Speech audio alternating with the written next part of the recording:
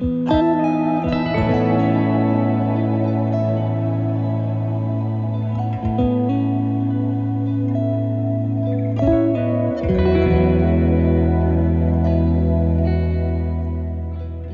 a weariness that sleep can't reach.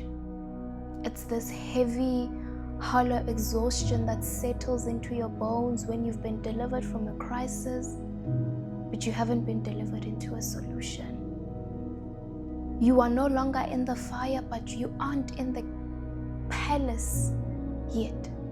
You are in this gap.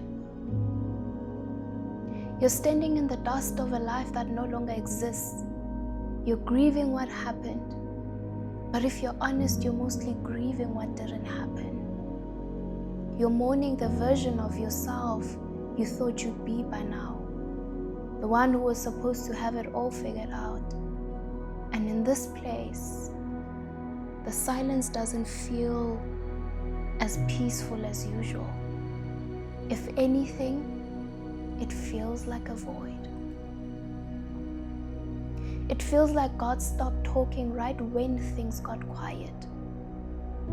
If you've ever felt like you're moving through a movie you didn't audition for, if you're tired of the pressure of being strong while your soul is shattering into 1,000 pieces, then I want to take you on a journey.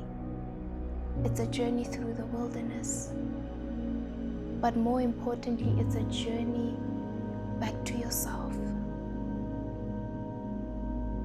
The first stage is the entry into a waiting season, which is rarely ever, smooth. It's not a smooth transition. It's a violent shock to the system, a door that slams, a relationship that dissolves, a paycheck that stops, a diagnosis that arrives, or a version of your future that just vanishes. And so suddenly you find yourself on the far side of the sea, watching the water swallow the only life you ever knew. You're free, but you're homeless. You're liberated, but you are so terrified. Think of the Israelites right after the Red Sea. They had the victory, but they had no map.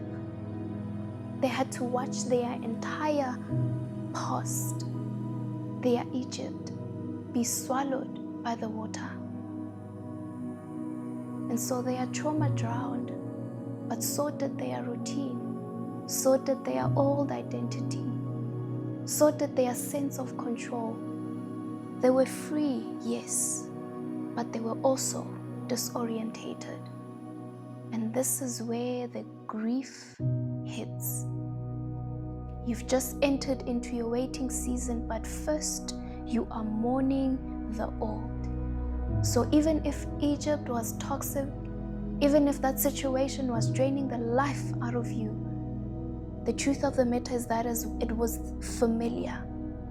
It was your security. It was the known. And so in this place, your mind starts racing. Like, how do I fix this? Did I miss God? What if I stayed? Was the bondage better than this emptiness? As if that's not enough, the enemy comes in. He exploits your urgency. He whispers that you're falling behind your peers, that your biological clock or your career clock is ticking too loudly. This is when people start suggesting shortcuts, cultural cleanses, human hacks, or frantic moves that are disguised as faith. You feel the pressure to do something to stop the bleeding. And right there, in the midst of the disorientation, when you've tried to fix it and you have failed, when your heart is still hammering against your ribs, God does something unexpected. He doesn't give you a map, no. He doesn't give you a timeline, but He leans in close. In the midst of the mess, of what could have been and should have been, and He whispers a promise. It's just a seed, a small glowing word about who you are and where you're going. It's the land of milk and honey. It's the I will make you a nation. It's the I have a future for you. He gives it to you now because He knows how dark the nights are about to get. He plants that seed in the wet soil of your tears, so that when you want to turn back to Egypt, that promise will act as an anchor. You don't have the land yet, but you have His word. And for now, that has to be enough to keep you breathing.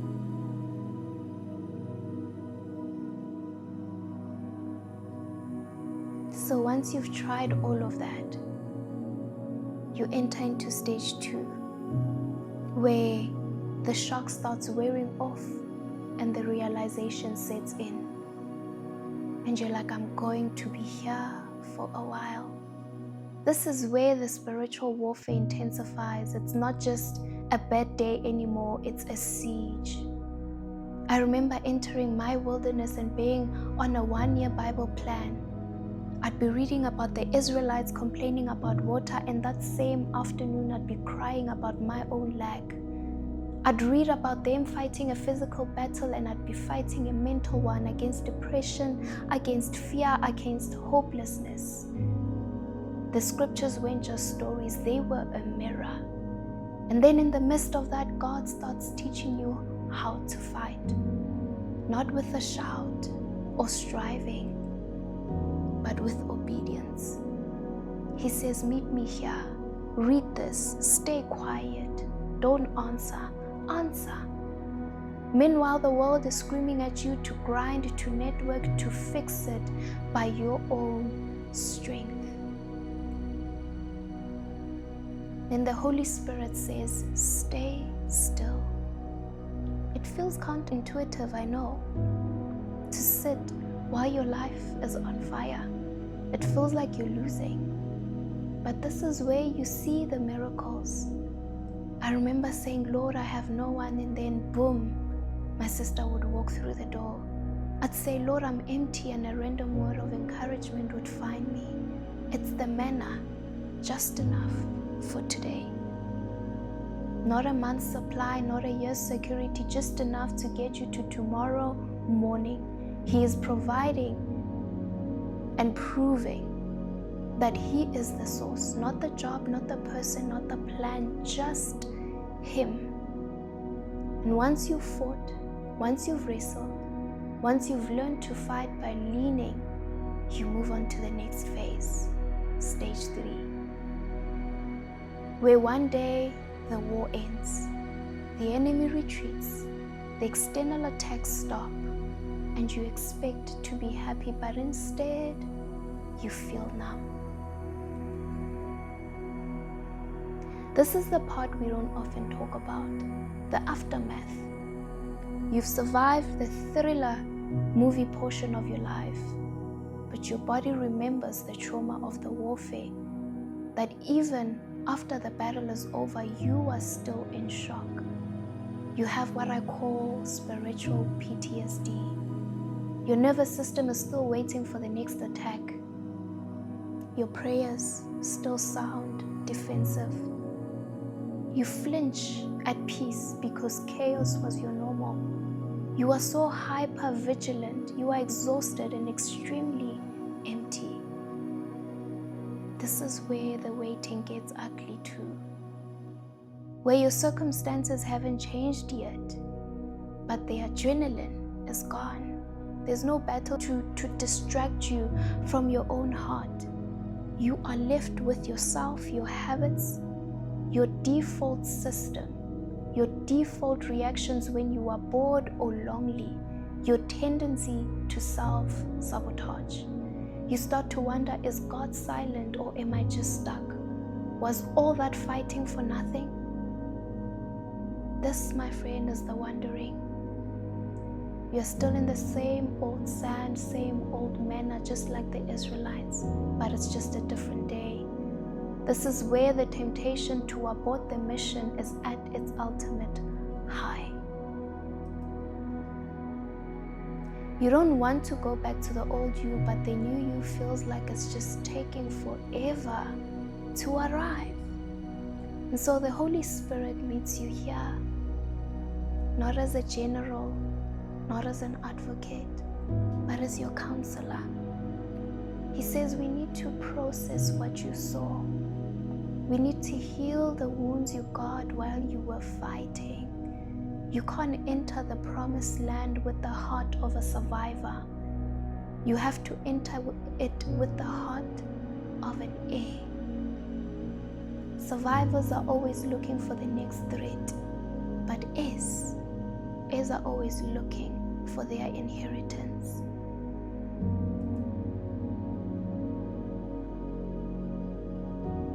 And once you're taken through the healing of that spiritual PTSD, you step into stage 4, where eventually you stop fighting the pace.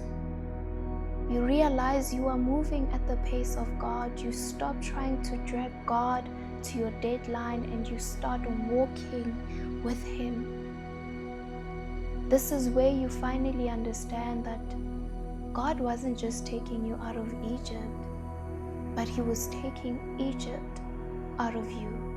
He had to kill the slave mentality that said you only deserve what you earn. He had to dismantle the scarcity mindset that made you hoard things in fear, thinking that manna would stop.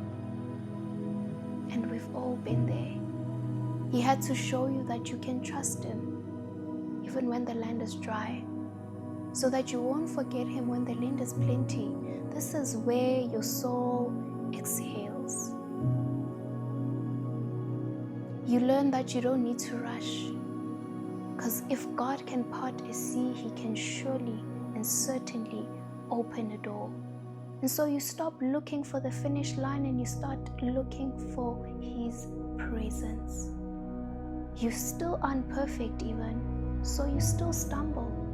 You still have bad days where you cry in the car, but you trust Him differently now. Your trust is more grounded and it's real, and it's more seasoned. Your trust is anchored. So while your trust has been laid, you move on to stage 5, where you've learned the lessons. You've surrendered. You've let Egypt die. But now you find yourself in a place that is neither the desert nor the destination, and this is the threshold. You see, the Israelites reached a place called Kadesh Barnea. They were right there, close enough to see the hills, close enough to taste it. But this is where the giants were first reported. In this stage, you feel a new kind of fatigue. It's the fatigue of being almost there for a really long time. You start to see the giants in your future. Like, what if I get the job and I fail? What if the relationship starts, but I'm still not healed? I'm still broken.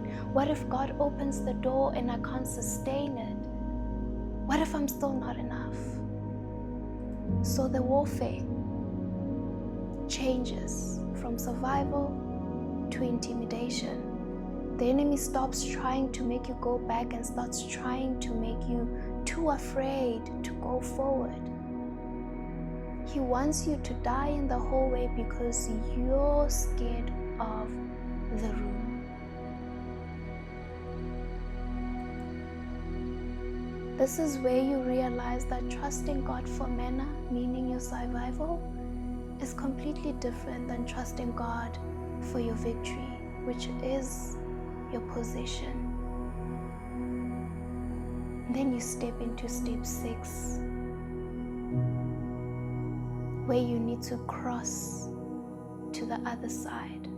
But you realize, hey, there's a river, and the river didn't part While the Israelites stood on the bank waiting for a sign, it parted only when the priests put their feet in the water. So in this stage, God asks for an act of faith that makes no sense to your natural mind. He might ask you to give when you have nothing. He might ask you to speak when you feel silence. He might ask you to prepare for a child, a business, a move that hasn't manifested yet. This is where you fall every now and then because you're still learning to trust Him even further.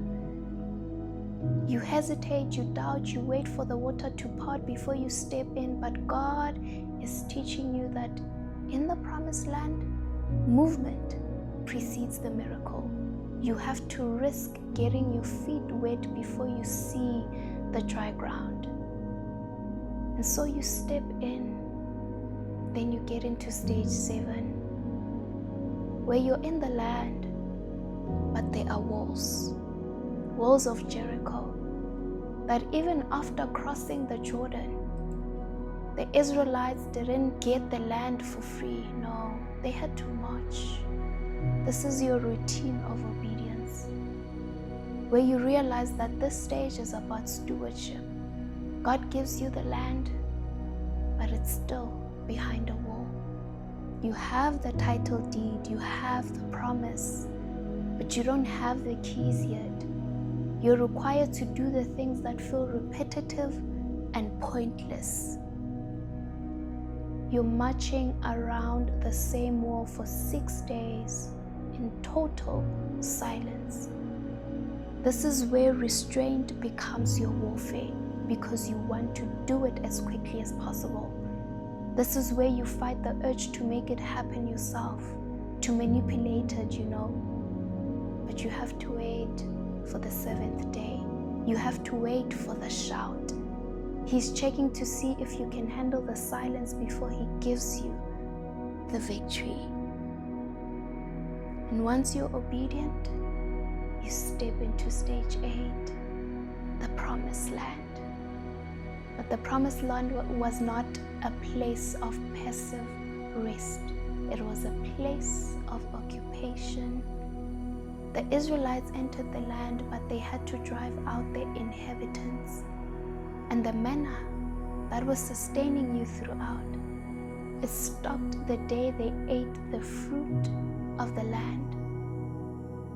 The provision changed from gift to harvest.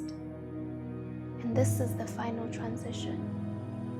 You get the breakthrough, but now you have to manage it. You have to govern what you once prayed for. And you realize that the waiting season was your training ground. If you didn't learn how to handle and heal your default systems, your trauma in stage 3, you will lose the land in this final stage. You realize that the promised land requires more work than the wilderness. In the wilderness, God did everything for you. In the promised land, God works through you. I don't know where you find yourself today. Perhaps you're at the threshold and the giants look too big. Perhaps you're in the aftermath of everything that you just went through, and you're just trying to breathe again.